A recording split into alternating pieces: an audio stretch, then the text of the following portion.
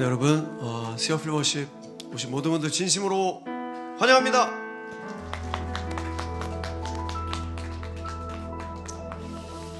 네, 저희는 지금 고난주간을 보내고 있습니다.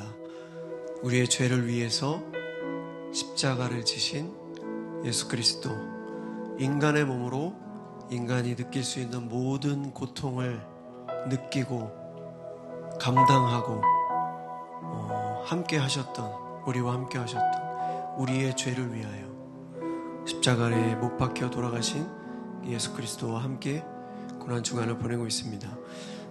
우리는 매년 고난주간을 보낼 때마다 항상 결심합니다. 미디어를 금식한다던가 새벽 기도를 간다던가 예수 그리스도의 그 십자가를 묵상하며 뭔가 그 고난에 동참하기를 소망합니다. 저도 마찬가지고. 그런데 저희는 너무나 연약하고 또 약한 인간이기에 우리가 그렇지 못하고 그 고난에 함께 동참하지 못하고 또 그런 모습들이 있습니다.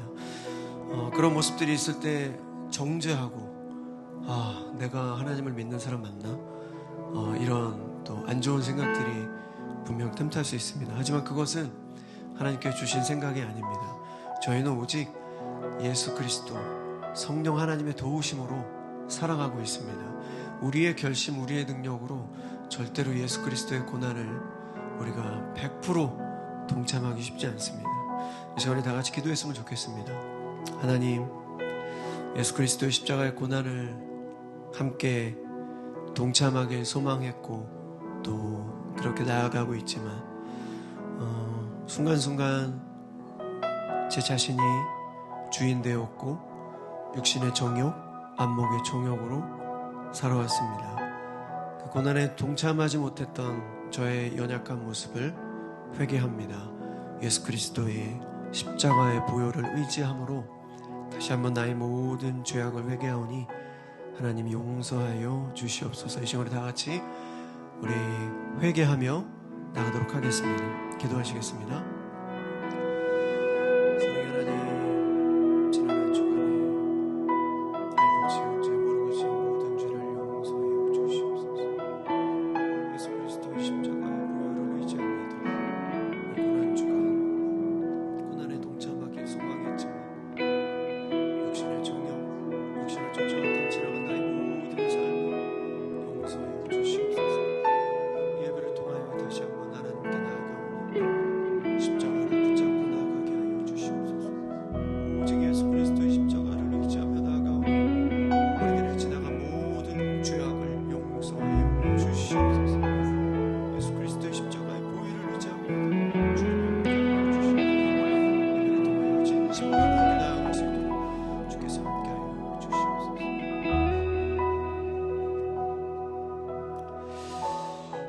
지난주에 담임 목사님께서 이런 말씀을 전해주셨습니다. 우리가 세상의 정신을 빼앗기면 십자가가 보이지 않는다. 결국 은혜의 축복에서 제외된다. 이 예배도 마찬가지입니다. 예수님의 십자가를 구경했던 사람처럼 이 예배를 구경하는 구경꾼들이 있을 수 있다는 것입니다. 구경꾼이 아닌 예배자로, 방관자가 아닌 반응자로 참된 예배자 되길 바랍니다. 이런 말씀을 주셨습니다. 여러분, 예수 그리스도의 그 십자가를 구경했던 그 많은 사람들, 우리는 성경을 볼 때마다 어떻게 이럴 수가 있지? 예수 그리스도의 그 수많은 기적들과 사랑을 경험해놓고 어떻게 예수 그리스도의 십자가를 구경할 수 있지라고 생각하지만 우리가 바로 그런 구경꾼들이 될 수 있습니다. 이 예배 안에서도 우리가 예수 그리스도의 십자가가 우리 마음에 없다면 우리는 얼마든지 이 예배를 구경하는 관객의 입장이 될 수 있습니다. 찬양을 구경하고 설교를 구경하고 그냥 구경만 하다 가는 그런 예배자가 될 수 있다라는 얘기입니다. 오늘 귀한 예배를 통해서 구경꾼이 아닌 그저 멀리 그냥 예배를 구경하는 자들이 아니라 정말 예배를 통해서 하나님을 깊이 만나는 그런 우리 모두가 되었으면 좋겠습니다. 이 시간 우리 찬양할 텐데요. 예수 그리스도의 십자가를 우리가 우리 마음 안에 담고 같이 묵상하며 기도하는 마음으로 찬양하도록 하겠습니다.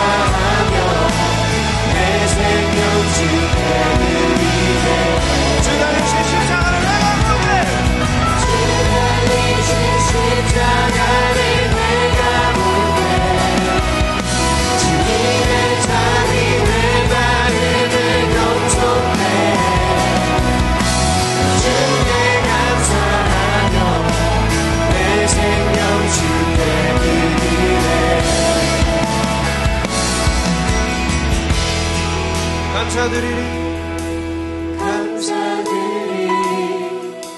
주의 십자가 나의 친구 되신 주 감사드리리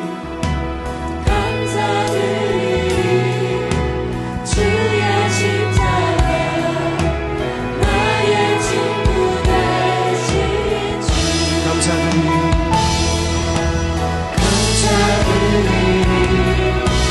주의 십자가 나의 친구 되신 주 감사드리리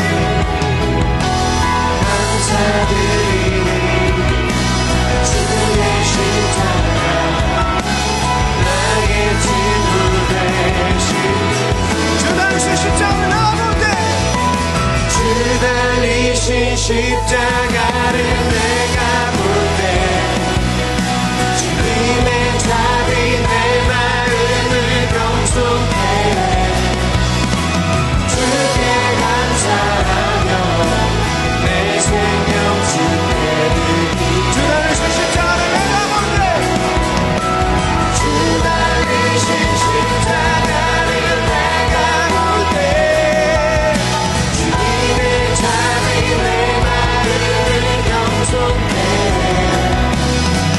주께 감사하며 내 생명 주께 드리네 주 달리신 십자가를 내가 볼 때 주 달리신 십자가를 내가 볼 때 주님의 답이 내 마음에 경솔케 주께 감사하며 내 생명 주께 드리네 우리 목소리만 찬양하겠습니다. 주 달리신 십자가를 내가 볼 때 주님의 답이 내 마음을 경솔케 해 주께 감사하며 내 생명 주께 드리네 우리 다시 한번 주 달리신 십자가를 내가 볼 때 주님의 답이 내 마음을 경솔케 해 주께 감사하며 내 생명 주께 드리네 우리 하나님께 영광의 박수 올려드리겠습니다.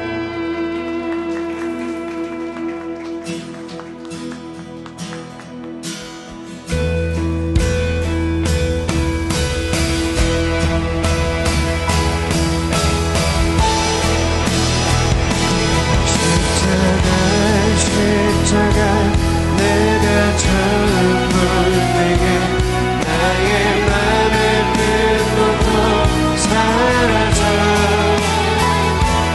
오늘 믿고서 내 눈 밝아가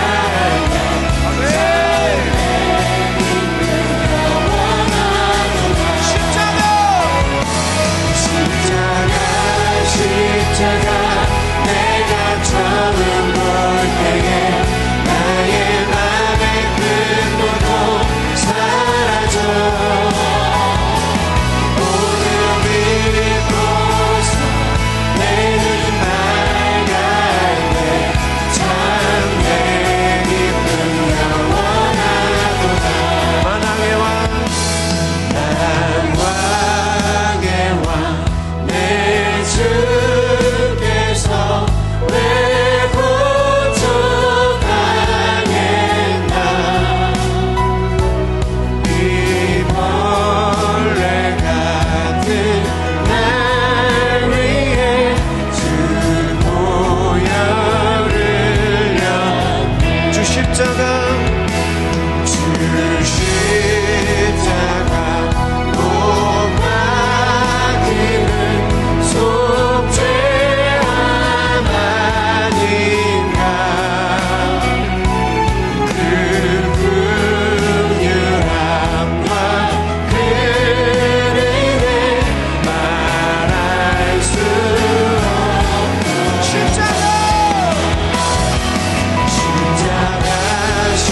십자가 내가 처음 볼 때에 나의 맘의 끝부터 사라져 오늘 믿고서 내 눈 밝았네 참 내 기쁨 영원한 십자가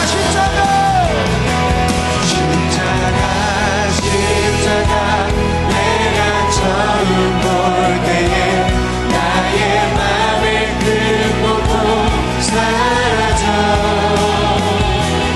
오늘 믿고서 내 눈 밝았네 참 우리 다시 한번 전심으로 십자가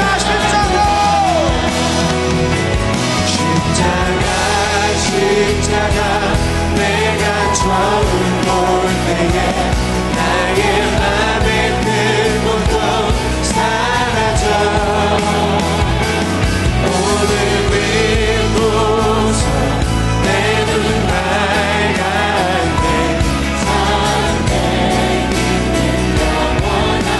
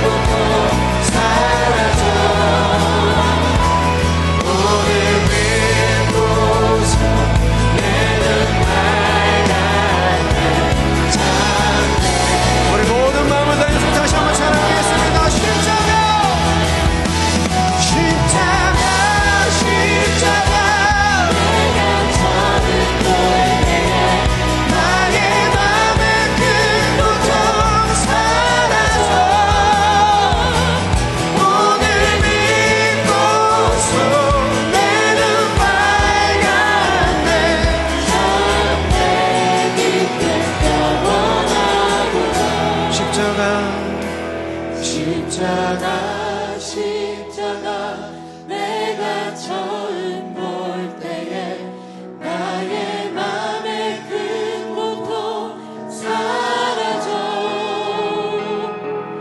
오늘 믿고서 내 눈 밝았네 참 내 기쁨. 우리 다시 한번 전심으로 찬양하겠습니다. 십자가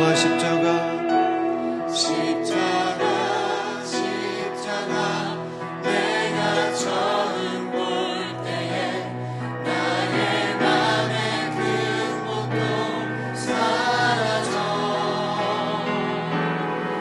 오늘 믿고서 내 눈 밝았네 참 내 기쁨 영원하도다.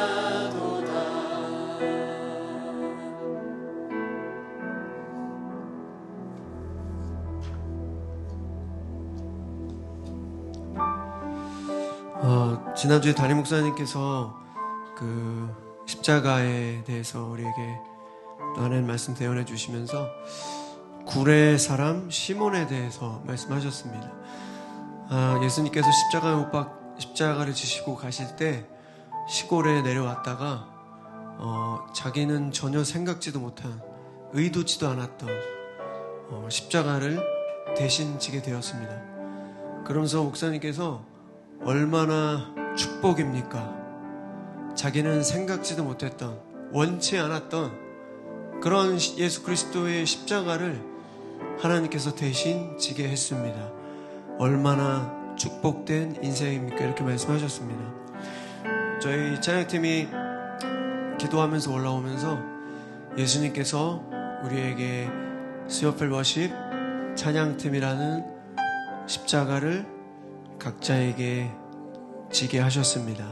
그 십자가의 크기는 다르지만 우리가 원치 않았던, 우리가 생각지 않았던 그런 모습으로 우리가 하나님을 섬기고 있는 분들이 많으실 겁니다. 저희가 기도하면서 결심했던 건 그렛 사람 시몬은 그 십자가를 던지지 않았습니다. 어깨가 무겁다고, 어깨가 아프다고 그 십자가를 집어 던지지 않았습니다. 끝까지 들고 같이 올라갔습니다. 예수님이랑. 그래서 우리 하나님께서 찬양팀으로 섬기게 십자가를 주셨으니까 우리가 이 십자가 먼저 내려놓지 말자. 어깨가 아프다고, 힘들다고, 우리 생각대로 되지 않는다고 우리가 먼저 십자가 내려놓지 말자. 그렇게 결심하고 올라왔습니다.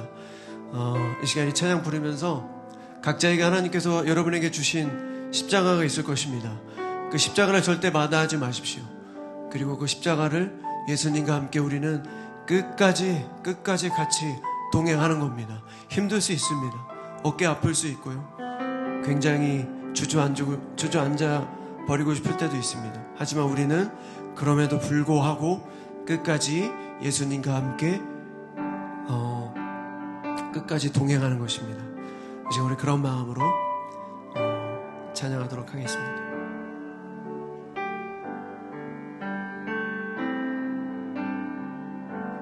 십자가 그 사랑 멀리 떠나서 무너진 나의 삶 속에 잊혀진 주네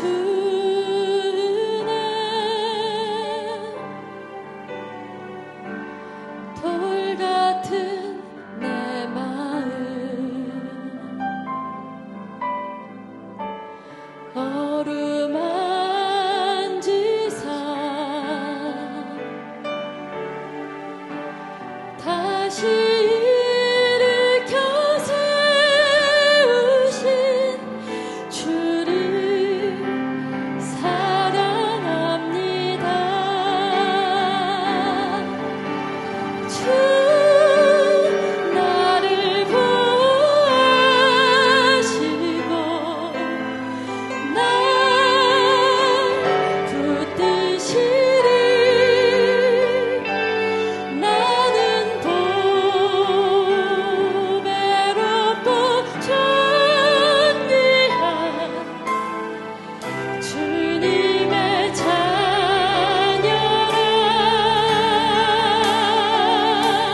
주 너를 구하시고 날 붙드시리. 너는 보배롭고 존귀한 주의 자녀라. 십자가 그 사랑, 십자가 그 사랑 멀리 떠나서 무너진 나의 삶 속에 잊혀진 주네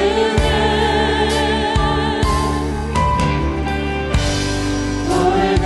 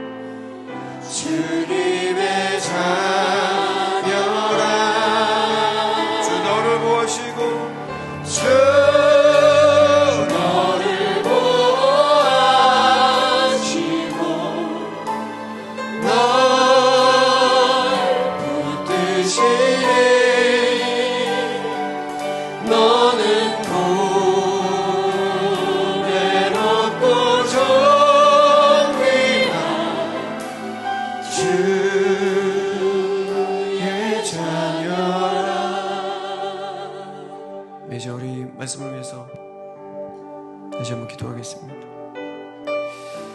여러분, 우리가 언젠가는 우리의 생을 마감할 때가 올 텐데, 그때 우리가 하나님 앞에 섰을 때 하나님께서 우리를 보고 너는 구경만 하다 왔구나, 너는 나를 구경만 하다 왔구나, 너는 예배에 구경만 하다 왔구나, 이런 말을 들으면 여러분, 그때는 돌이킬 수가 없습니다. 우리는 참된 예배자, 여러분, 우리가 이왕 하나님을 믿기로 한 거, 우리는 무조건 천국에 가야 합니다. 여러분, 하나님을 믿기로 한 건 바로 영원한 하나님의 나라에 가기 위한 것입니다.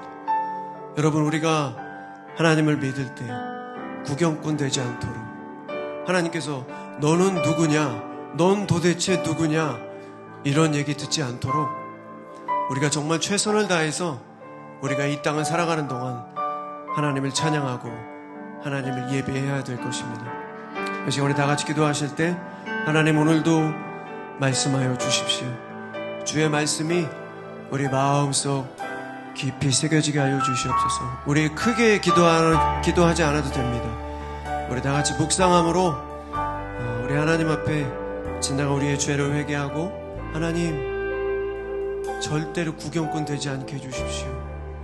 절대로 구경꾼 되지 않도록 예배에 깊이 들어가며 하나님을 인격적으로 만날 수 있게 달라고 이 시간 우리 다 같이 기도하며 나가도록 하겠습니다. 기도하시겠습니다. 하나님, 예배에 구경꾼 되지 않게 하여 주시옵소서. 성령 충만케 하여 주시옵소서. 아버지, 구원의 확신과 복음의 진리를 붙잡고 살아가게 하여 주시옵소서. 하나님을 두려워하는 마음으로 경외함으로 거룩하고 성결한 주의 백성 되게 하여 주시옵소서. 나는 할 수 없습니다. 성령 하나님 도와주십시오. 성령 하나님 도와주시옵시오. 우리를 불쌍히 여겨주시옵소서. 하나님, 우리를 불쌍히 여겨주시옵소서. 우리가 무엇을 알고 있겠습니까? 우리는 아무것도 할 수 없습니다. 오직 하나님을 의지합니다. 성령 하나님 함께하여 주시옵소서.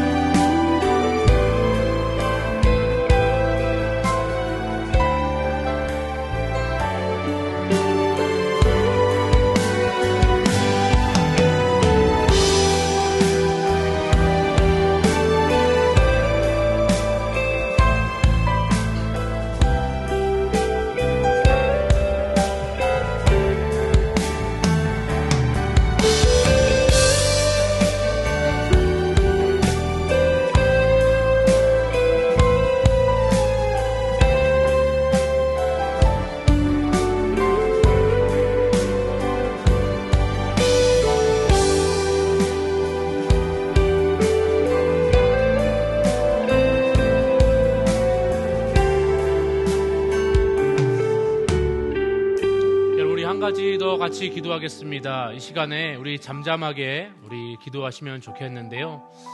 여러분, 이 시간 우리 하나님께서 이 공간에 좌정하여 주셔서 우리의 마음을 만져주시기를 소망합니다.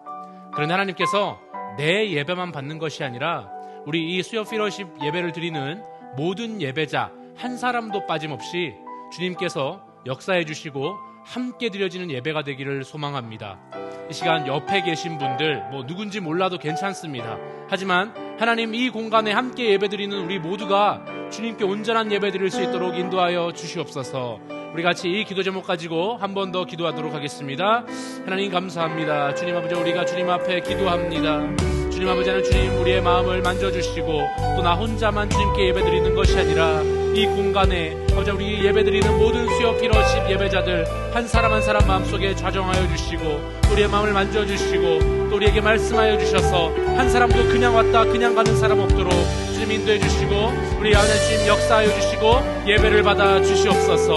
주님 아버지, 우리의 마음을 만져주시고 예배를 방해하는 모든 악한 영의 역사들 나사렛 예수 이름으로 떠나게 하여 주시옵소서. 주님 인도하여 주시고 우리의 예배를 온전하게 받아주실 주님을 기대하며 찬양합니다. 역사하여 주시옵소서.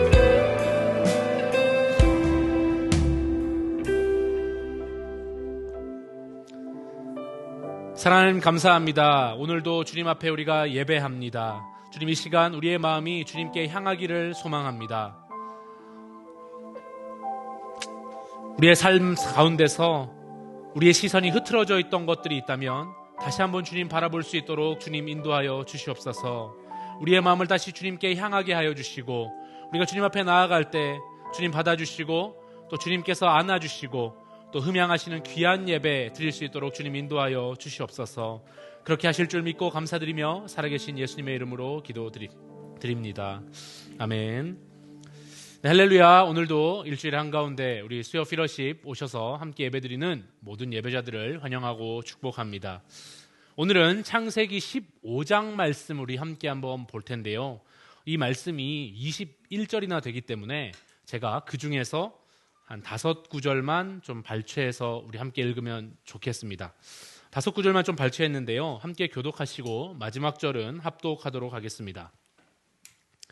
그를 이끌고 밖으로 나가 이르시되 하늘을 우러러 뭇 별을 셀 수 있나 보라. 또 그에게 이르시되 내 자손이 이와 같으리라. 아브라함이 여호와를 믿으니 여호와께서 이를 그의 의로 여기시고 또 그에게 이르시되 나는 이 땅을 내게 주어 소유를 삼게 하려고 너를 갈대아인의 우르에서 이끌어낸 여호와니라. 그가 이르되 주 여호와여 내가 이 땅을 무엇으로 알리까. 함께 읽겠습니다.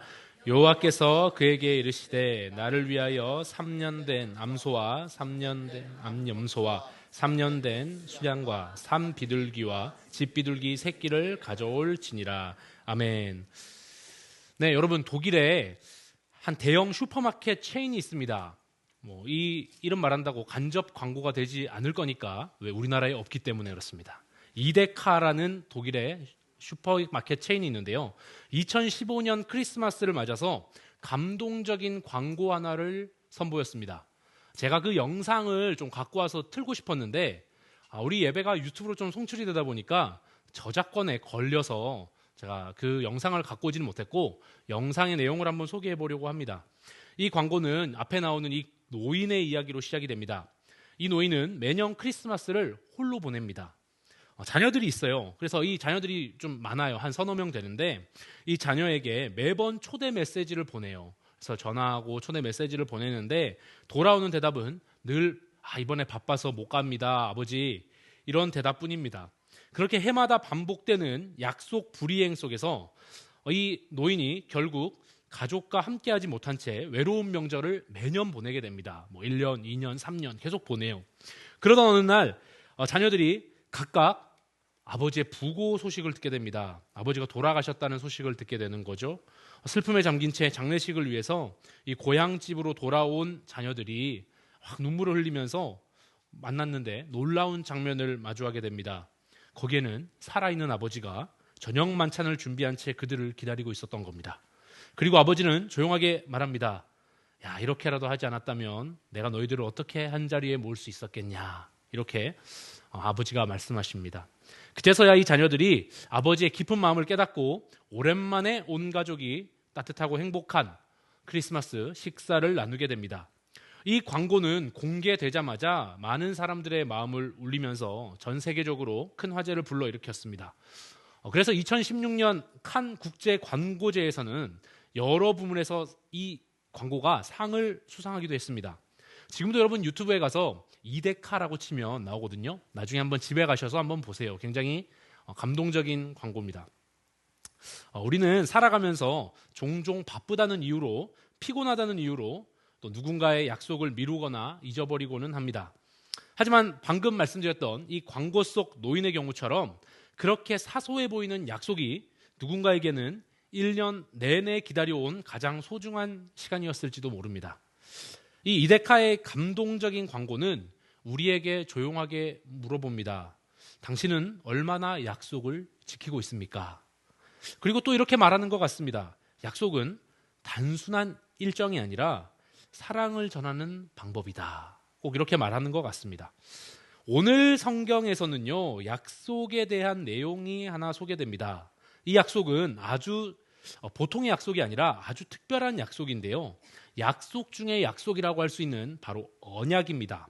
그것도 하나님과 언약을 맺은 한 사람이 등장을 합니다. 바로 아브라함입니다. 이 아브라함의 약속의 말씀은 우리에게 한 두 가지 정도의 영적인 교훈을 줍니다. 이 시간 하나님과 이 아브라함의 언약을 통해서 우리에게 주시는 하나님의 메시지는 무엇인가 함께 좀 발견하고 싶습니다. 첫 번째 우리에게 주시는 메시지는요, 우리 함께 한번 읽어보겠습니다. 시작.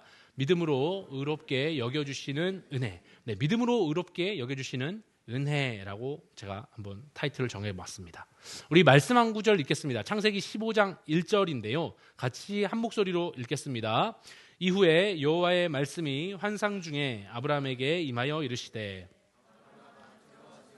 나는 내 방패요 너의 지극히 큰 상급이니라. 네, 오늘 말씀은요, 이런 일이 있은 후에라고 하면서 시작을 합니다.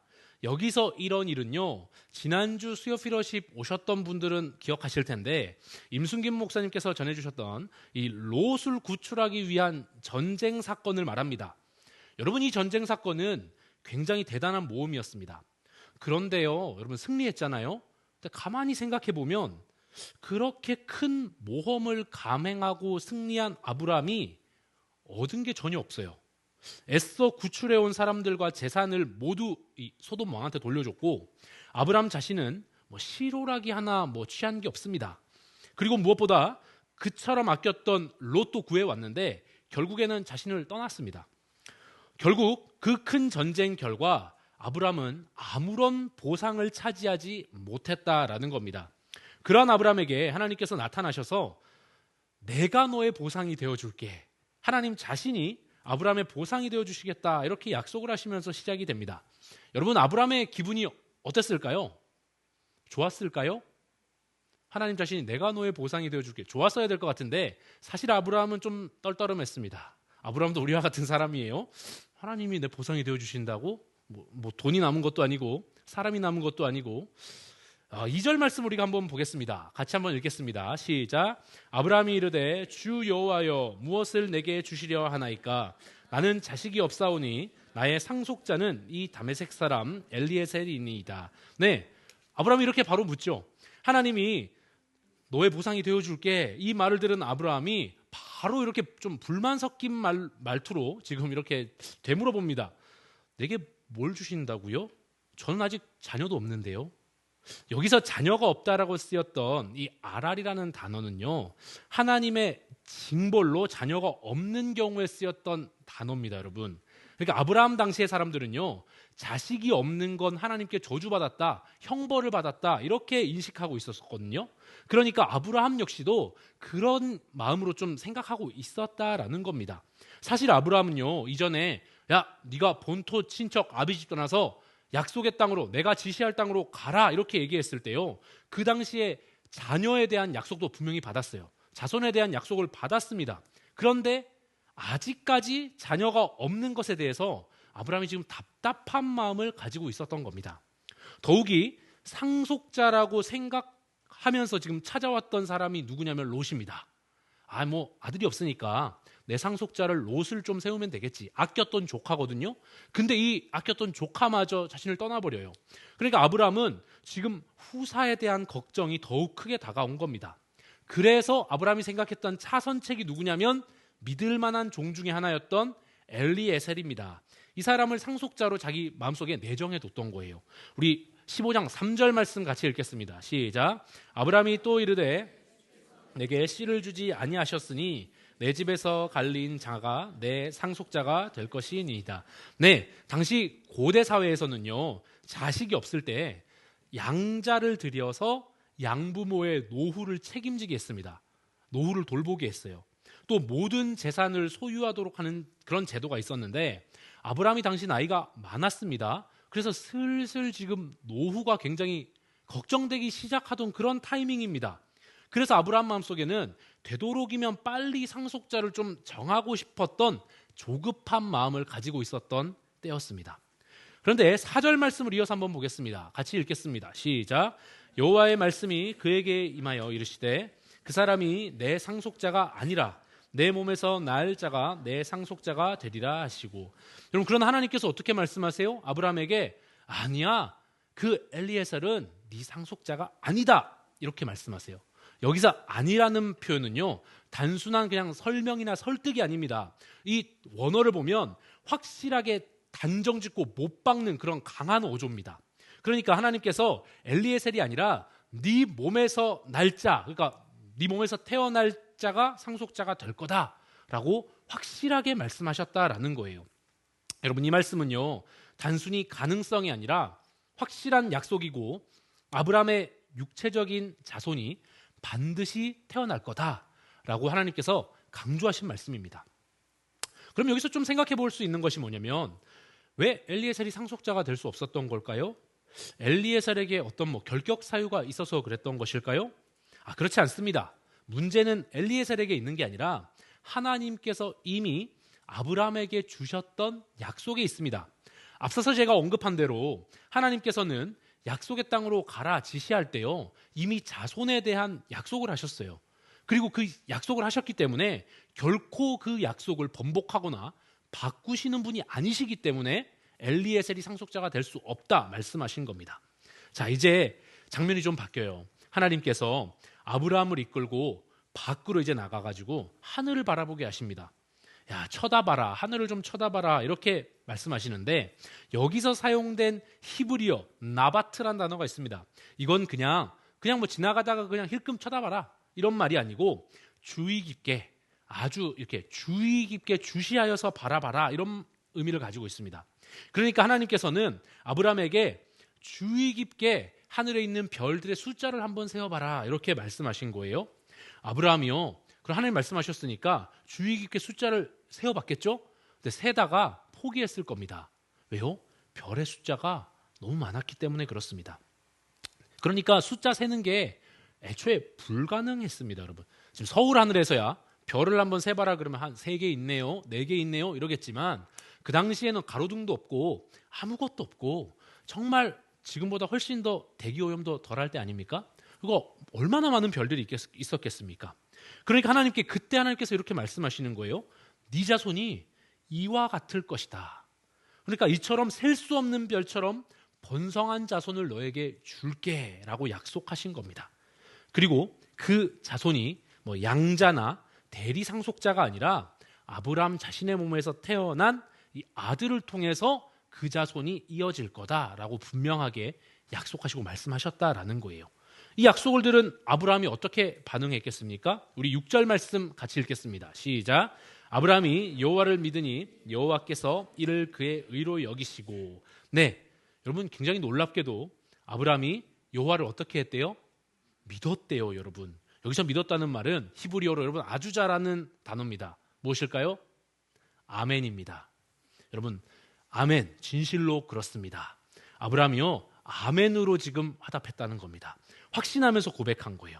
여러분, 아멘 다음에 나오는 여호와는요, 곧 하나님의 말씀을 신뢰했다라는 거예요.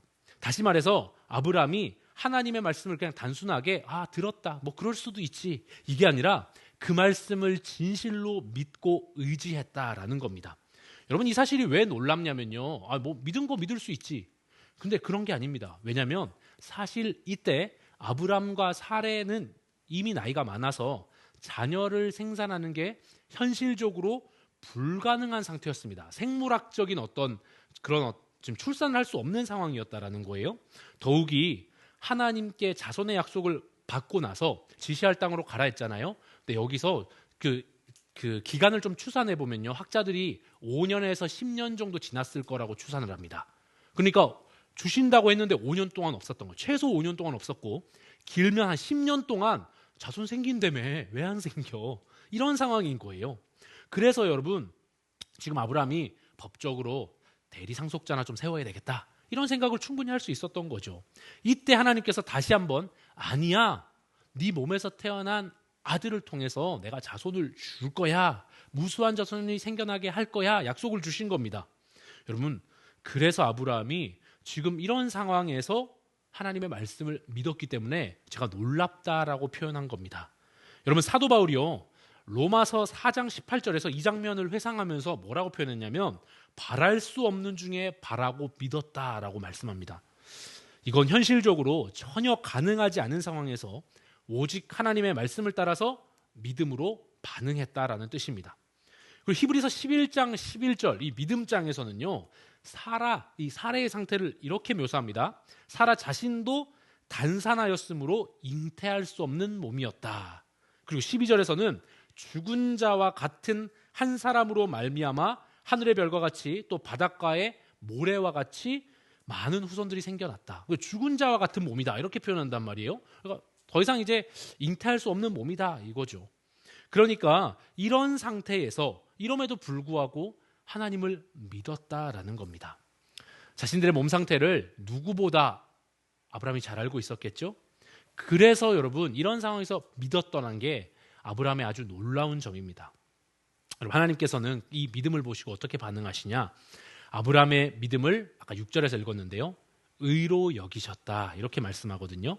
우리 후반절에 보면 여호와께서 이를 그의 의로 여기셨다. 근데 여기서 의가요, 바로 체닥한데요, 이건 재판에서 무죄 판결을 받았다라는 뜻입니다. 그러니까 어떤 의미냐? 하나님과 인간 사이에 어떤 걸림돌도 없이 온전한 관계로 회복됐다. 우리식으로 하면 내가 너 의인으로 여겨줄게, 의롭다고 내가 인정해줄게. 여러분, 이신칭의 아시죠? 믿음으로 말미암아 내가 너를 의롭다고 여겨주겠다 했을 때 같은 단어입니다, 여러분. 그러니까 여러분, 이 의가요, 아브라함이 진짜 뭐 죄가 하나도 없다, 뭐 너무 완전 무흠무결한 자다, 그런 게 아니라 하나님과 바른 관계를 가지고 있었던, 하나님께 믿음으로 의롭다고 여김 받았던 사람이라는 겁니다. 이것이 지난번에 노아 한번 보셨잖아요. 노아에게 의롭다, 의인이다 했을 때랑 동일한 지금 단어입니다, 여러분. 결국에 하나님으로부터 의롭다라고 인정받는다는 건요, 구원을 의미합니다, 여러분. 오늘 말씀은 이 구원이 아브람처럼 하나님을 믿는 믿음을 통해서 이루어진다는 사실을 잘 보여줍니다. 여러분, 믿음이 무엇입니까? 방금 본 대로 현실을 넘어서 하나님의 말씀을 신뢰하는 것이 믿음입니다. 그리고 모든 하나님의 말씀의 중심, 여러분, 성경의 핵심이 누구죠? 예수 그리스도입니다. 여러분, 그 하나님 말씀의 중심인 예수 그리스도를 믿는 믿음입니다, 여러분. 바로 그 믿음을 통해서 하나님과의 올바른 관계가 세워지고 그 안에서 우리는 하나님의 약속을 누릴 수 있게 되는 것을 이 언약, 아브라함의 언약에서 가르쳐주고 있다는 사실입니다. 두 번째로 아브라함의 언약이 우리에게 주시는 교훈이 무엇인가? 우리 같이 한번 읽어보겠습니다. 시작. 실패마저 껴안는 하나님의 은혜. 네, 하나님께서는 아브라함에게 자손에 대한 약속을 주신 다음에 이어서 땅에 대한 약속을 말씀하세요. 내가 자손을 주겠다 한 다음에 땅을 줄게, 이렇게 말씀하신단 말이에요. 7절 말씀 우리 같이 한번 읽어보겠습니다. 시작. 또 그에게 이르시되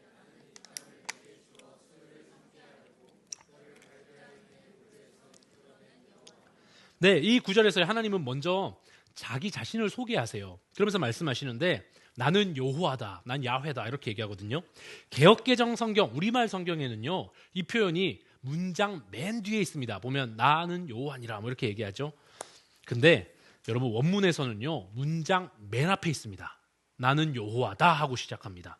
그러니까 성경에서요, 야훼, 여호와다 이 이름은요, 단순한 호칭이 아니라 언약과 깊이 관련된 겁니다. 그러니까 하나님께서 어떤 약속을 하실 때 내 이름 걸고 약속한다 이겁니다. 그러니까 하나님이 본인 이름, 내가 보통 사람들도 야 내가 내 이름 걸고 진짜 약속한다 이렇게 얘기하면 어마어마한 약속 아닙니까? 그러니까 약속의 주체가 하나님이다 이렇게 하나님께서 강조하시면서 반드시 이루어질 거라는 약속을 지금 주신 겁니다. 이어서 하나님께서 이렇게 말씀하세요. 나는 이 땅을 내게 주어서 소유로 삼게 하고 너를 갈대아인 우르에서 이끌어낸 여호와다 이렇게 말씀하시잖아요. 여기서 주목할 점이 뭐냐면 하나님께서 지금 아브라함을 부르신 장소를 하란이라고 하지 않고 갈대아 우르라고 부릅니다. 여러분 이 갈대아 우르가 어디입니까? 지금 아브라함이요 하나님을 알기 전에 우상 숭배하던 그 땅에 있을 때 그때부터 하나님께서 이미 작정하시고 계획하시고 시작했다. 이것을 지금 보여주는 겁니다. 무슨 뜻입니까? 아브라함이 굉장히 의로운 사람이고 괜찮은 그런 사람이어서 자격이 있어서가 아니라 전적인 하나님의 은혜로 지금 불러주셨다라는 걸 강조하는 지금 말씀입니다. 그리고 하나님께서 아브라함을 불러주신 목적은 분명하게 여기서 나타납니다. 땅을 주겠다는 거예요. 땅을 기업으로 삼게 해주겠다는 겁니다. 근데 이 땅이 단순한 소유물이 아니라 아브라함 가문이 대대로 이어나갈 하나님의 언약의 상징이 되게 해주겠다라는 뜻입니다. 그런데 여러분 이제 자손 주겠다 했죠. 자녀 주겠다. 땅을 주겠다 했습니다. 이 말씀들은 아브라함이 하나님께 이렇게 묻습니다. 8절 말씀인데요. 같이 읽겠습니다. 시작. 그가 이르되 주 여호와여 내가 이 땅을 소유로 받을 것을 무엇으로 알리까? 지금 근데 뭐 보증 뭐 없나요? 뭐 이렇게 묻는 거죠. 표면적으로 이 질문이요. 아브라함의 믿음이 좀 부족한 거 아니야? 이렇게 우리가 생각할 수 있는데요. 사실 그렇지 않습니다. 자손에 대해서는 아무 말 없이 믿더니 땅에 대해서는 확실한 증거 지금 요구하고 있으니까 뭐 믿음 없어가지고 뭐 보여달라는 거 아니야? 생각할 수 있는데 이건 단순한 의심이나 불신의 표현이 아니에요. 오히려 하나님의 약속에 대한 간절한 기대를 가지고 절박한 마음으로 하나님께 요구하고 있는 고백입니다. 아브라함 입장에서 보면 충분히 이해할 수 있는 반응이에요. 하나님께서 자기를 방금 말한 대로 갈대아 우르라는 지금 동네에서 지금 이끌어냈잖아요. 그리고 이 땅을 기업으로 주시겠다고 약속했는데 여러분 그러고 나서 5년에서 10년이 지났어요. 근데 자식 있습니까? 없어요. 땅 한 평도 지금 소유하고 있는 거 없습니다, 여러분. 그러니까 지금 아브라함이 믿음은 있긴 있는데 이거 근데 하나님 제가 그걸 어떻게 계속 믿겠습니까? 이렇게 하나님께서 실제로 이루어질 수 있는지 확증을 구한 겁니다. 그러니까 불신이 바탕으로 된 게 아니라 하나님을 믿음으로 하나님 더 주님을 좀 믿을 수 있도록 저에게 보여주십시오. 이렇게 구했다라는 간청이라고 보는 겁니다. 이 하나님께서는 아브라함에게 확증을 주시는데요. 확증 주시기 위해서 이렇게 말씀하세요. 짐승들과 새들을 좀 준비해와라 이렇게 말씀하십니다. 같이 한번 9절 10절 말씀을 읽겠습니다. 시작. 여호와께서 그에게 이르시되 나를 위하여 3년 된 암소와 3년 된 암염소와 3년 된 수장과 삼비둘기와 집비둘기 새끼를 가져올지니라. 아브라함이 그 모든 것을 가져다가 그 중간을 쪼개고 그 쪼갠 것을 마주대하여 놓고 그 새는 쪼개지 아니하였으며. 여러분 지금 아브라함이 하나님 말씀에 순종해서 짐승들 갖고 와가지고 이 중간을 쪼갰다는 건 뭐냐면 두 동강 냈다는 거예요. 착 반 갈랐다는 겁니다. 그리고 그 고기들을 반 갈랐으니까 서로 이렇게 마주보게 이렇게 놓습니다. 얼마나 징그러워요? 근데 이게 뭐냐면 고대 근동 당시 아브라함이 살 그 지역에서는요 언약을 체결할 때 사용하던 전형적인 방식입니다. 그러니까 뭔가를 계약할 때 히브리어로 언약 맺는다라는 표현 자체가 카라트 베리트라는 단어인데 이게 뭐냐면 언약을 자르다라는 단어가 있어요. 그러니까 지금 짐승 이게 탁 쪼개가지고 쪼개놓고 지금 그 사이를 함께 지나가면서 이게 시청각 자료를 보는 거예요. 야, 이 언약 깨면 너 이렇게 네 몸 두 동강 나서 죽는 거야. 끝장나는 거야. 너 이렇게 되는 거야. 이런 어떤 무서운 어떤 언약의 어떤 그런 모습입니다. 그리고 지금 이런 어떤 언약을 세우기 위해서 아브라함이 이제 기다립니다. 근데 언약의 의식을 위한 준비가 다 끝났어요. 근데 하나님이 말씀 보면 즉시 안 나타나세요. 아브라함이 계속 하나님 기다리면서 기다리는데 계속 막 솔개 막 독수리 같은 게 날아와가지고 자꾸 먹으려고 하니까 계속 이거 막 쫓아요. 이렇게 쫓으면서 기다리다가 해질 무렵이 되니까 아브라함이 이제 깊은 잠에 빠지게 됩니다. 우리 12절 말씀인데 12절 말씀 같이 한번 읽겠습니다. 시작. 해질 때에 아브라함에게 깊은 잠이 임하고 큰 흑암과 두려움이 그에게 임하였더니. 여러분 여기서 깊은 잠이 그냥 아브라함이 쫓다가 밤이 늦어가지고 피곤해갖고 졸았다 이런 게 아닙니다. 여기서 깊은 잠이라고 쓰였던 단어가 뭐냐면 창세기 2장에서요. 아담이요. 하나님께서 하와를 만들 때 아담을 재우시잖아요. 그때 썼던 단어입니다. 그러니까 지금 영적 깊은 수면 상태에 하나님께서 이렇게 아브라함이 그런 상태에 들어갈 수 있도록 하나님께서 그런 잠을 주셨다라는 겁니다. 근데 아브라함이 그 수면 상태에 들어가니까 깊은 어둠과 두려움에 휩싸여요. 이게 뭐냐면 하나님의 심판적인 임재를 상징하고 언약을 맺는데 언약에는 단순한 축복뿐만 아니라 언약을 지키지 않았을 때 파기했을 때는 책임과 저주가 동반한다는 사실을 지금 분명히 하나님께서 경고하고 보여주시는 거예요. 어쨌든 그렇게 시간이 흐른 뒤에 해가 완전히 지고 어둠이 깊어진 때 아브라함이요 지금 막 비몽사몽간에 있는데 놀라운 장면을 보게 됩니다. 17절 말씀인데 함께 읽겠습니다. 시작. 해가 져서 어두울 때에 연기나는 화로가 보이며 타는 횃불이 쪼갠 고기 사이로 지나가더라. 여러분 연기나는 화로, 타는 횃불 이게 뭐냐면요. 하나님의 임재를 상징하는 겁니다. 구약 성경에서 하나님은요. 종종 불로써 자신의 임재를 나타내셨어요. 모세 기억나시죠? 떨기나무 아래서 불로써 하나님이 나타나시잖아요. 그래서 불은 하나님을 상징할 때가 굉장히 많습니다. 여기에서도 하나님을 상징해요. 근데 이 장면의 핵심은 하나님이 불로 지금 임재하셨다. 요게 포인트가 아니에요. 핵심이 뭐냐면요. 지금 언약의 짐승 사이를 그 불이 지금 그 고기 사이, 쪼갠 고기 사이 지나가잖아요. 아브라함이 원래 지나가야 돼요. 근데 오직 하나님이 거기를 지나가세요.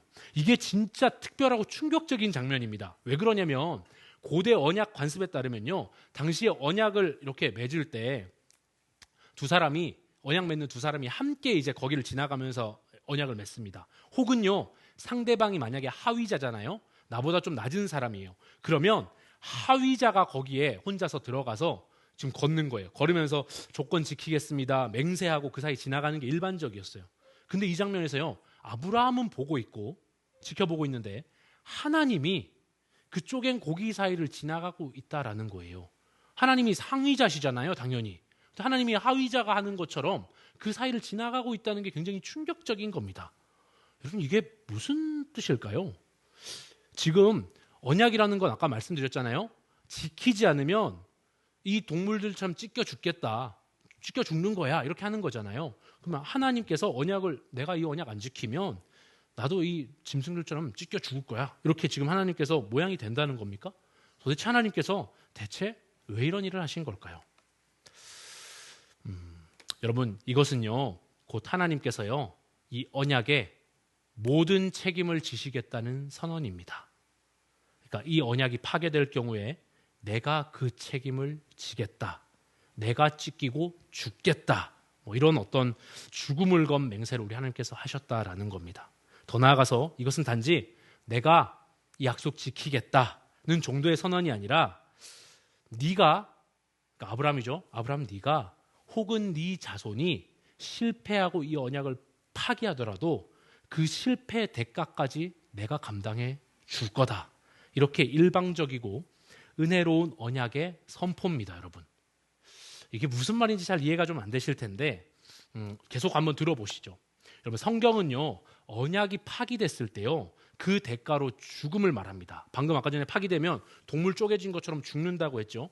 근데 다른 표현을 쓰기도 하는데 성경에서 땅을 잃는 것으로 표현하기도 했습니다. 땅을 잃어버리는 것. 아담 한번 생각해 보세요. 범죄했을 때 에덴 동산에서 쫓겨나서 자기 땅 잃어버렸습니다. 가인 범죄했을 때 그 땅에서 쫓겨났죠. 바벨탑 사건 우리 봤죠? 바벨탑 사건에서도 그 땅에서 쫓겨납니다. 흩어집니다. 그리고 나서 그 뒤에 이스라엘 역시 언약을 어긴 결과로 북이스라엘은 아수르한테 멸망당해서 땅 뺏기고 남왕국 유다는 바벨론한테 포로로 잡혀갑니다. 그래서 땅 다 뺏깁니다. 그러니까 모든 경우에 땅을 잃은 원인이 뭐였냐? 언약을 어긴 인간의 불순종, 곧 죄 때문이라는 거예요.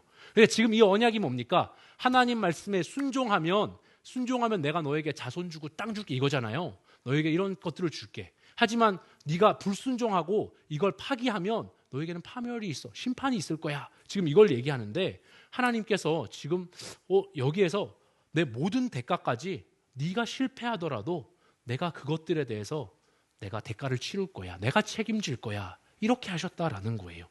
여러분, 하나님께서는요, 아브라함의 언약을 기억하시고 그 파기의 대가를 직접 감당하십니다. 사람들은 계속 파기하거든요.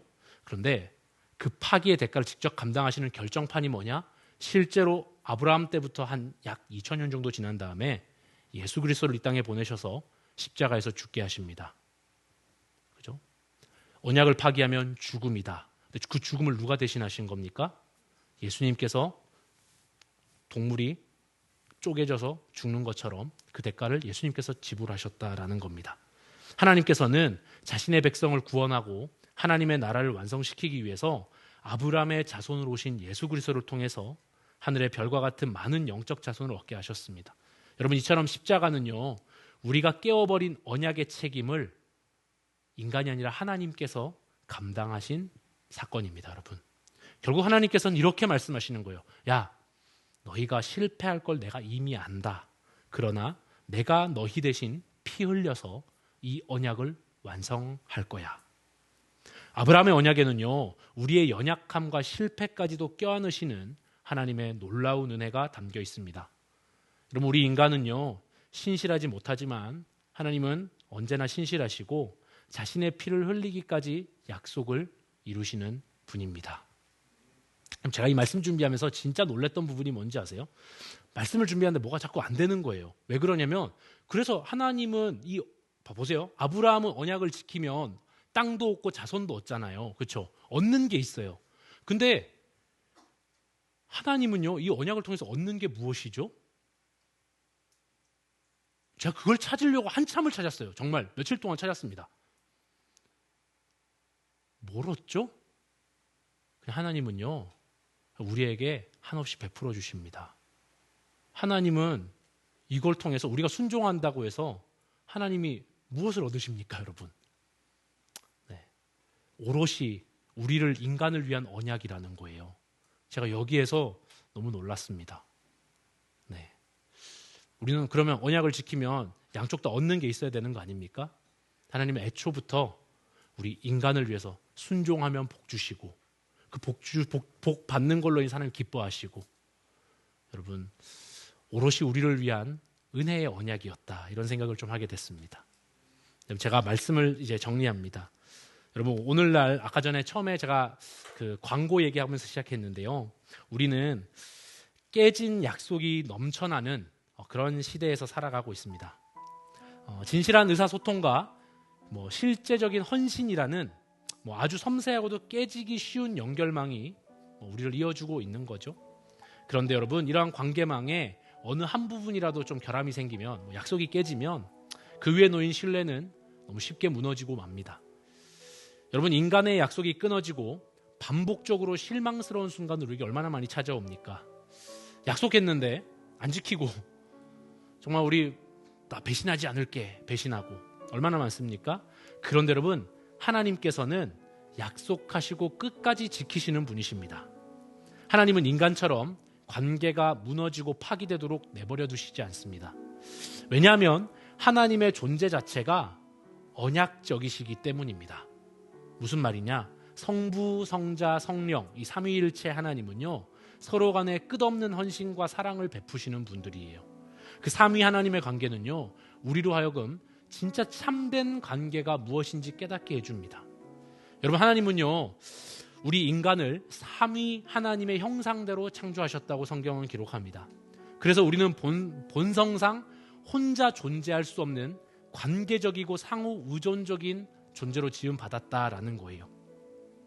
우리는 우리 자신을 온전히 우리 안에서만 아니라 타인과 관계 속에서 내가 어떤 사람인지 발견하게 되죠. 하나님은 인간을 외롭고 고립된 존재가 아니라 서로 기뻐하고 영원히 주고받는 관계적인 존재로 지으셨기 때문입니다. 여러분, 이건 곧 우리가 다시 말하면 관계적인 존재란 얘기는 언약적 존재로 창조됐다라는 말과 같은 말입니다. 먼저 우리가 말씀을 정리하면서 언약에 대해서 다시 한 번만 생각을 해볼게요. 언약, 여러분 언약이 무엇입니까? 언약, 계약이라도 할 수 있겠죠? 즉 둘 또는 그 이상의 당사자 간에 맺는 협정이라고 할 수 있겠죠? 우리가 가장 익숙하게 알고 있는 언약이 뭐냐면 사람 사이에 하는 언약은 결혼입니다, 여러분. 결혼뿐만 아니라 두 사람이 서명에 필요한 모든 일들은 사실 언약, 계약입니다. 자동차 구입하시거나 아니면 빚 낼 때 융자 이런 거 계약할 때 주택 보안 시스템 계약하거나 이런 거 모두 다 법적 구속력이 있는 협정은 다 언약의 범주 안에 속하는 겁니다. 그런데 성경에서 말하는 하나님의 언약은요, 이 단순한 계약을 넘어섭니다. 성경 속의 언약은 하나님과 사람 사이에 관계를 세우는 약속입니다. 이 안에는 규범이 있고 순종하면 복받고 불순종하면 너희들이 파멸한다라는 경고가 함께 주어집니다. 이 언약이 단순한 종이 문서로 써있지 않아요. 하나님의 신실하신 성품의 근거에서 생명으로 맺어진 언약입니다, 여러분. 그래서 여러분 여기서 말하는 것도 고대 근동의 언약들도요, 맹세와 함께 지키지 않을 때는 죽음이 동반한다, 이렇게 무게를 아주 나타내고 있죠. 하나님께서는 세상을 창조하시고 나서요, 야 보시기에 심히 좋았다, 이렇게 처음에 말씀하셨어요. 그리고 이 처음 맺었던 언약이 뭔지 제가 말씀 한번 드려볼게요. 처음 맺었던 게 행위 언약입니다. 인간과 행위 언약을 맺으셨어요. 뭐냐? 아담과 하와에게 말씀하셨죠? 너희가 순종하면 생명과 행복이 있고 불순종하면 사망과 파멸이 있다, 이렇게 언약을 맺으셨다라는 거예요. 조건적인 언약입니다. 그런데 이 첫사람 아담이 이 언약에 실패했습니다. 그 결과 단지 아담 개인의 실패에서 그치는 게 아니라 모든 인류가 치명적인 어떤 파괴되는 치명적인 어떤 데미지를 입게 되는 그런 결과를 갖고 왔습니다. 여러분, 언약은 공동체적이고 세대적인 성격을 갖고 있기 때문에 아담의 범죄는요, 아담뿐만 아니라 그 모든 후손, 모든 인간에게도 여러분 파괴적인 영향을 미쳤습니다. 결국 인간의 죄 때문에 모든 창조 질서가 완전히 뒤틀리고 망가진 겁니다. 여러분, 이 인간의 죄와 또 하나님께 세우셨던 이 행위 언약을 깨뜨린 것에 대한 하나님의 해결책은 뭐였냐면 바로 모든 것을 바르게 회복시킬 구속자, 구원자를 보내시는 것이었습니다. 여러분, 이게 누굽니까? 예수 그리스도입니다. 하나님의 아들이 사람이 되어 오시고 십자가에 죽으시고 부활하셔서 인류를 위한 구속의 길을 여는 것이었습니다.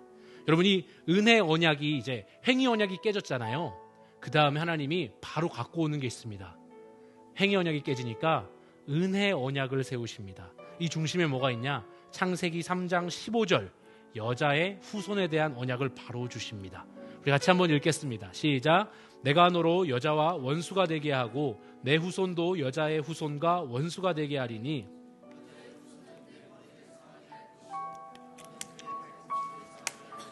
네, 여러분, 우리 창세기를 계속 살펴왔으니까요, 이 말씀 기억나시죠? 예수 그리스도께서는요, 그 여자의 후손으로 오셔서 뱀의 머리, 그러니까 사탄의 머리를 상하게 하시고 인류를 죄에서 구원하시며 피조 세계 전체를 하나님께서 원래 의도하신 상태로 회복하실 것을 선언했습니다. 여러분, 예수 그리스도 안에 있는 자는 그분의 분명한 십자가를 통해서 하나님과 다시 화목하게 되고 회복되게 될 것을 약속하셨죠. 이것은 처음에 맺었던 행위 언약과 다릅니다. 행위 언약은 이렇게 하면 네가 이렇게 된다는데요, 이건 완전히 은혜예요. 내가 일방적으로 너를 구원할 거야, 내가 너를 건져낼 거야 라는 거죠. 그리고 그 놀라운 구속의 역사를요, 하나님은 아브라함을 통해서 이어가십니다. 여러분, 사실 하나님께서 아브라함과 맺으신 언약은요, 깊은 의미를 지니고 있습니다. 오늘 말씀에서 하나님께서는 아브라함과 언약 맺으시면서 두 가지 복을 약속하셨어요. 자손과 땅입니다. 근데 그 땅에 대해서 잘 생각해 보면 하나님께서 네 자손이 이 땅을 차지할 거다, 이렇게 말씀하셨어요. 근데 나중에 한번 15장 한번 읽어보세요. 근데 4대 후에야 이렇게 얘기하는데 그게 단순히 4대가 아니에요. 나중에 한 700년 정도 지난 뒤거든요. 그러니까 그 뒤에야 그 자손들이 그 땅을 가지게 될 거야. 그래서 실제로 가지게 됩니다. 근데 정작 중요한 거는 아브라함은 살아생전에 그 땅을 소유하지 못해요. 그렇다면 아브라함이 죽은 뒤에 이루어질 이 땅이, 가지게 될 땅이 아브라함한테 실제적인 무슨 의미가 있겠습니까? 죽은 다음에 얻는 땅이 무슨 의미가 있겠냐는 말이에요. 언뜻 보면 이 언약이 실현되지 않은 거다 이렇게 생각할 수도 있습니다. 그런데 여러분, 이것의 진짜 의미는, 그 해답은요, 창세기 12장 1절에서 3절 보면 하나님께서 미리 하셨던 또 다른 약속에서 찾을 수 있습니다. 좀 길지만 한번 읽어보겠습니다. 시작. 여호와께서 아브라함에게 이르시되 너는 너의 고향과 친척과 아버지의 집을 떠나 내가 내게 보여줄 땅으로 가라. 내가 너로 큰 민족을 이루고 내게 복을 주어 내 이름을 창대하게 하리니 너는 복이 될지라. 너를 축복하는 자에게는 내가 복을 내리고 너를 저주하는 자에게는 내가 저주하리니 땅의 모든 족속이 너로 말미암아 복을 얻을 것이라 하신지라. 여러분, 땅의 모든 족속이 너를 통해서 복을 얻을 거다 이렇게 말씀합니다. 여러분, 이 말씀은요, 아브라함이 맺은 언약, 땅과 자손이 단순히 그때 아브라함이 살던 때 얻는 그 물리적인 땅, 자녀, 이게 아니라는 걸 알려줍니다. 여러분, 이 땅은요, 하나님 나라의 실체적인 상징이 되는 거고요. 자손은 역시 이삭이나 야곱에 국한되는 게 아니라 예수 그리스도까지 이어지는 영적인 자손을 의미합니다. 결국 아브라함의 자손을 통해서 여자의 후손이신 예수 그리스도가 오시고 예수 그리스도를 통해서 모든 열방이 복을 얻게 되는 언약이 바로 이 안에 담겨 있는 것입니다. 이거 제가 하는 말이 아닙니다. 바울이 갈라디아서에서 아브라함의 언약이 예수 그리스도 안에서 성취되었다는 걸 분명하게 선언합니다. 같이 한번 읽겠습니다. 시작. 이 약속들은 아브라함과 그 자손에게 말씀하신 것인데 여럿을 가리켜 그 자손들이라 하지 아니하시고 오직 한 사람을 가리켜 내 자손이라 하셨으니 곧 그리스도라. 너희가 그리스도께 속한 자면 곧 아브라함의 자손이요 약속대로 유업을 이을 자니라. 결국 아브라함의 언약은요, 단지 아브라함 자기 자신이나 혈통적 유대 민족에게만 해당하는 것이 아닙니다. 믿음으로 예수 그리스도께 속한 모든 자에게 주어지는 복의 약속이라는 거예요. 여러분, 그러니까 아브라함 통해서 인류 구원의 역사가 시작된 그리스도가 왔잖아요. 그것이 시작된 것이니까 아브라함이 받은 복이 얼마나 큰 겁니까, 여러분? 아브라함은 그 누구도 사실 받지 못할 만한 믿음의 조상이란 게 여기서 나오는 겁니다, 여러분. 세상 어떤 복보다 크고 귀한 복을 받은 겁니다. 이제 정말 결론입니다. 여러분, 결국 하나님과 맺은 언약과 그로 인해 받은 복은요, 전적인 하나님의 은혜입니다. 하나님께서는 아브라함에게 복을 약속하셨어요. 스스로 신실하게 언약을 이루어 가시면서 그 언약들을 이루어 가십니다. 여러분, 하지만 오늘 창세기 15장에서 우리가 주의 깊게 볼 점이 마지막 한 가지가 있습니다. 6절인데 다시 한번 읽어보겠습니다. 시작. 아브라함이 여러분, 물론 언약은요, 하나님께서 일방적으로 베푸시는 은혜의 행위입니다. 그 은혜는요, 근데 믿음으로 반응하는 자의 것이 됩니다. 하나님은 아브라함의 믿음을 통해서 아브라함과 의의 관계를 맺고 그 언약의 삶으로 살아내게 하셨습니다.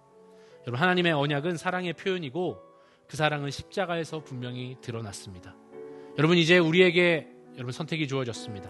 우리의 역할은 단 하나입니다. 전폭적이고 무한하신 그 예수 그리스도의 십자가 사랑을 믿음으로 받아들이는 겁니다. 로마서 4장 24절은 이렇게 이야기합니다. 함께 읽겠습니다. 의로 여기심을 받을 우리도 위함이니 곧 예수 우리 주를 죽은 자 가운데서 살리신 이를 믿는 자니라. 5장 1절입니다. 그러므로 우리가 믿음으로 의롭다 하심을 받았으니 우리 주 예수 그리스도로 말미암아 하나님과 화평을 누리자. 여러분, 오늘 우리는 아브라함처럼 하나님의 약속을 신뢰하며 무한하신 사랑과 은혜 앞에 믿음으로 응답해야 합니다. 하나님은 지금도 말씀하십니다. 나는 약속을 지키는 하나님이야. 너는 실패할 수 있겠지만 내가 너 대신 언약을 지키겠다. 내가 나의 피로 너를 위해서 이 언약을 완성할 거야. 여러분, 이 하나님의 크고 전적인 사랑의 은혜 앞에요, 우리는 믿음으로 반응해야 합니다. 믿음으로 반응한 것, 그것이 바로 아브라함의 길이었고요. 오늘 우리가 걸어야 할 믿음의 길입니다. 그리고 그 길 끝에서 우리 역시 하나님의 완전한 복, 하나님과 영원한 생명을 유업으로 받게 될 것입니다. 여러분, 도전드립니다.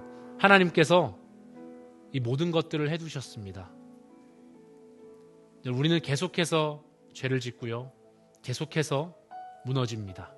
하지만 하나님께서 그 쪼갠 짐승 사이를 지나가셨고 하나님께서 그 대가를 책임지신다고 하십니다. 이게 얼마나 큰 은혜입니까? 우리가 할 것은 단지 믿음입니다, 여러분. 이 예수 그리스도를 믿음으로 말미암아서 우리가 주님께서 주신 이 은혜들 앞에 온전하게 서게 되는 오늘 이 밤이 되기를 소망합니다. 우리 같이 한번 함께 찬양할 텐데요. 오늘이 고난주간입니다, 여러분. 우리 함께 내가 파기하고 내가 죽어야 할 것인데 우리 하나님께서 전적으로 자기 자신이 그 파기에 대한 책임을 지셨던 그 십자가를 기억하면서 함께 찬양하면 좋겠습니다. 갈보리 산 위에 갈보리 산 위에 십자가 섰으니 주가 고난을 당한 표라. 험한 십자가를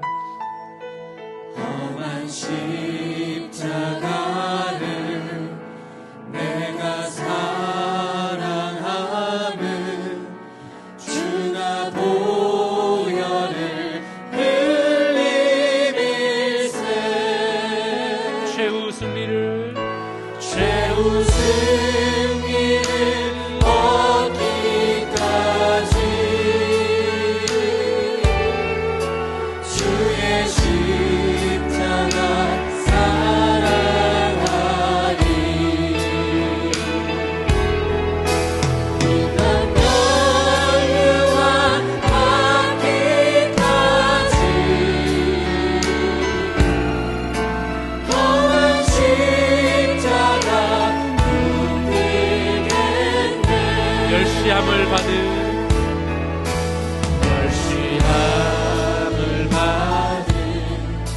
주의 십자가에 나의 마음이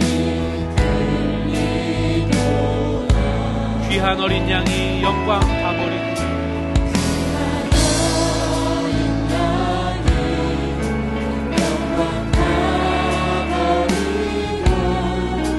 험한 십자가 지셨도다. 3절 찬양하겠습니다. 험한 십자가에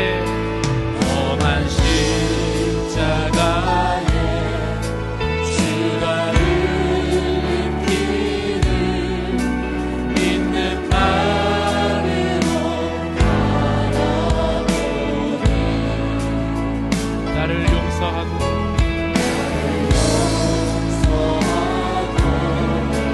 내 죄 사하시며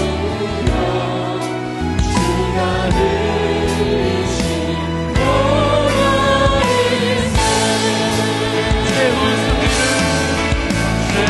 승리를 얻기까지 주의 십자가 사랑하리. 난 멸류관 받기까지 험한 십자가 붙들겠네. 여러분 한 번만 더 찬양하고 싶은데요. 3절 한 번만 더 찬양할 때요. 그냥 피아노만 반주해 주시고 우리의 목소리를 담아서 한번 고백하면 좋겠습니다.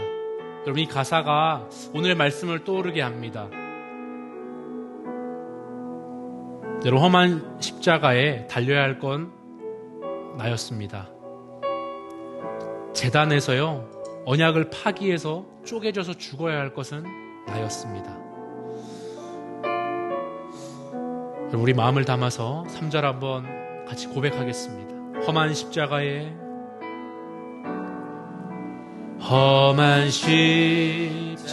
십자가에 주가 흘린 피를 믿는 마음으로 바라보니 나를 용서하고 내 죄 사하시려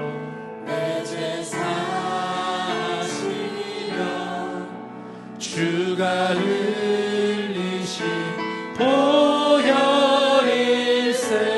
최후 승리를 얻기까지 최후 승리를 얻기까지 주의 십자가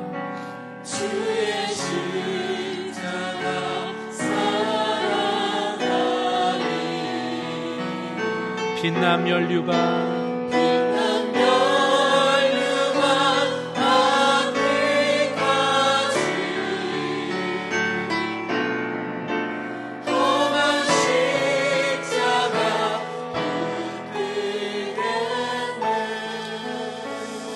오늘은 마지막으로 한 가지 기도하고 마치겠습니다. 잠잠하게 한번 기도할 텐데요.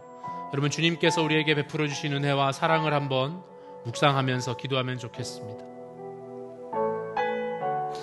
여러분 그 언약에서 하나님은 제가 눈을 씻고 찾아봐도 무엇을 얻으셨는지 잘 모르겠습니다. 하나님께서 너희 순종하기만 하면 너희가 내 백성으로 살기만 하면 참된 평안도 주고 기쁨도 주고 영원한 생명도 주고 영원한 복락을 누리며 나 자신을 얻게 해주겠다. 하나님 안에서 살게 해주시겠다고 약속하셨는데 여러분 정작 하나님은 무엇을 얻으셨나요? 우리에게 생명을 내어주셨을 뿐입니다. 이 시간 우리 주님의 십자가를 정말 그 제단에서 우리의 파기의 대가를 본인이 쪼개져 죽으심으로 감당하셨던 그 예수님의 사랑을 우리가 기억하면서 주님 그 은혜를 제가 믿음으로 반응하겠습니다. 우리 같이 한번 잠잠하게 기도하시고 제가 기도하겠습니다.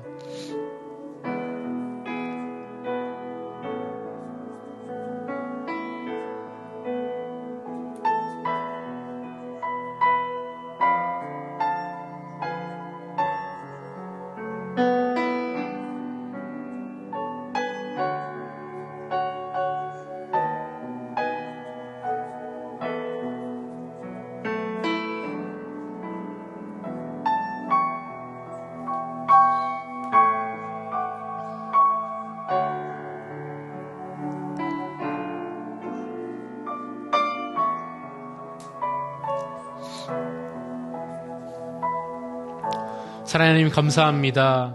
주님, 오늘 언약은 참 이상한 언약입니다.